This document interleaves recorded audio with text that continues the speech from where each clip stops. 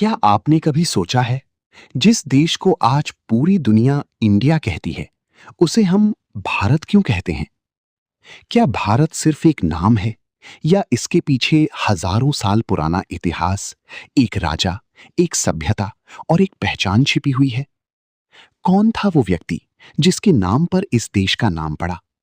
क्या वो सच में राजा भरत थे या फिर भारत शब्द का मतलब कुछ और है?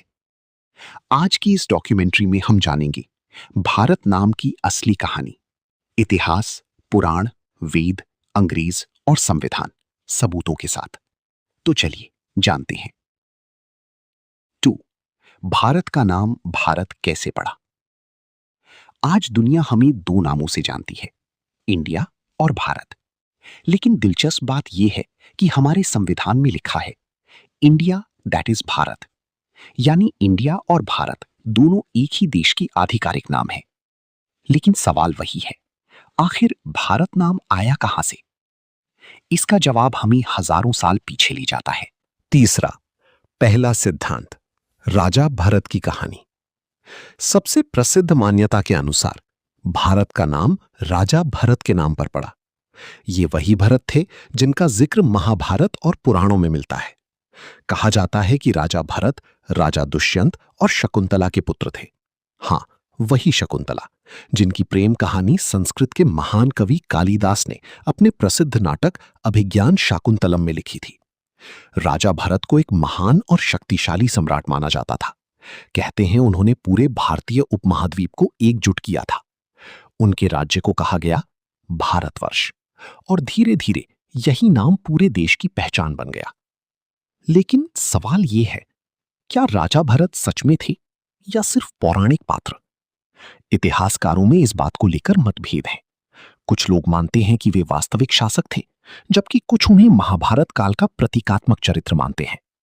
लेकिन इतना तय है कि भरत नाम भारतीय सभ्यता में हजारों सालों से मौजूद है। पांचवां सिद्धांत, ऋषभदेव के पुत्र भरत। अब कहानी में आता है एक दूसरा मोड़। जैन धर्म के अनुसार भारत का नाम भरत चक्रवर्ती के नाम पर पड़ा। ये भगवान ऋषभनाथ के पुत्र थे। जैन ग्रंथों में लिखा है कि भरत चक्रवर्ती एक महान सम्राट थे जिन्होंने पूरे आर्यावर्त पर शासन किया।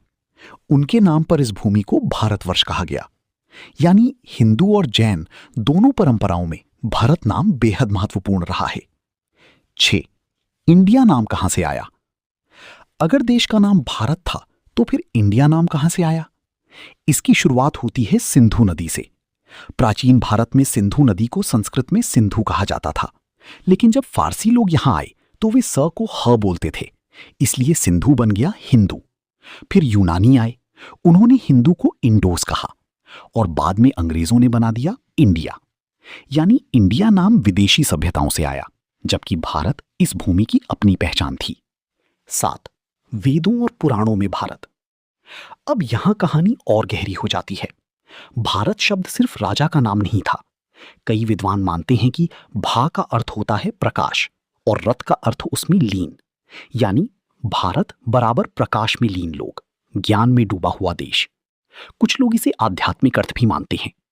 विष्णु पुराण में लिखा गया है, उत्तरम यत् समुद्रस्य हिमाद्रेश चैव दक्षिणम वर्षम तद भारतम नाम भारती यत्र संततिः। अर्थात समुद्र के उत्तर और हिमालय के दक्षिण में जो भूमि है वह भारत कहलाती है। यानी हजारों साल पहले भी इस भूमि को भारत कहा जाता था। 8. संविधान में भारत। जब आजादी के बाद संविधान लिखा जा रहा था, तब भी इस नाम को लेकर बहस हुई थी। कुछ लोग चाहते थे कि देश का नाम सिर्फ भारत हो, कुछ इंडिया रखना चाहते थे।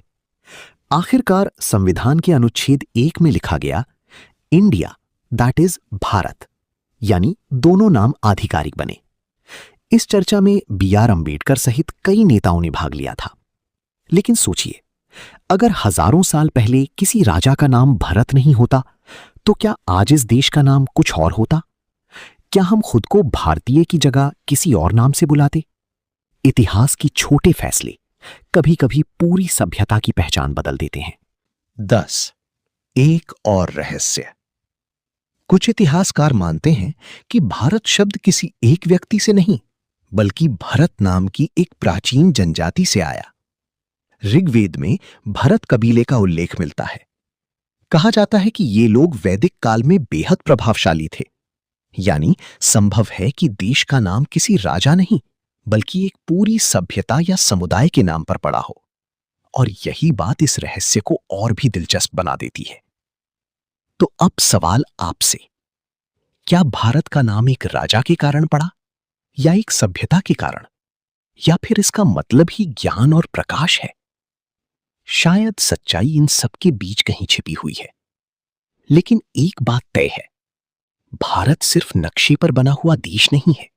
ये हजारों साल पुरानी कहानी है जिसमें इतिहास भी है, धर्म भी, सभ्यता भी है और पहचान भी। जब दुनिया हमें इंडिया कहती है तो वो सिर्फ एक देश का नाम लेती है, लेकिन जब हम भारत कहते हैं तो उसके पीछे हजारों साल का गर्व बोलता है। और शायद इसीलिए हम सिर्फ लोग नहीं हैं, हम हैं भारतीय। अगर आपको भारत के नाम की ये रहस्यमयी और ऐतिहासिक कहानी पसंद आई हो तो हमारी ऐसी ही इंटरेस्टिंग और यूजफुल वीडियोस देखने के लिए चैनल को फॉलो और सब्सक्राइब जरूर करें। वीडियो को लाइक करके एक प्यारा सा कमेंट भी कर दीजिए और बताइए आपके हिसाब से भारत नाम की असली कहानी क्या है। फिर मिलेंगे एक और रहस्यमयी और दमदार डॉक्यूमेंट्री के साथ।